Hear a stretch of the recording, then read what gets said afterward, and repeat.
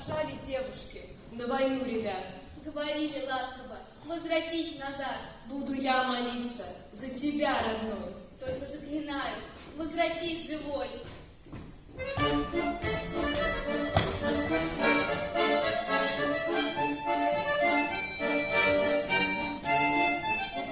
Мы за лёд расставались у куста смородины. Я за лёд провожала на защиту Родины. Я за лёд провожала на защиту Родины. О-ко-ко, окопы роют длинные, предлинные. Туда ушли наши ребята, самые любимые. Туда ушли наши ребята, самые любимые. Я залетку проводила на границу воевать. На прощание сказала на границе не дремать. На прощание сказала на границе не дремать. Мой залеточка на фронте, он красивый на лицо.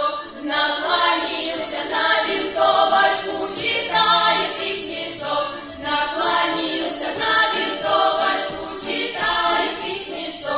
На войне, как на войне, страшно и на фронте. Пули мимо пролетайте, миловали троньте. Пули мимо пролетайте, миловали троньте. Ты лети и не постукивай, не лезь самолет. Все равно победа наша, ягодиночка придет. Все равно победа наша, ягодиночка придет. Наварила кулешу, получилась каша. Сколько врагов не воюет, а победа наша. Сколько врагов не воюет, а победа наша.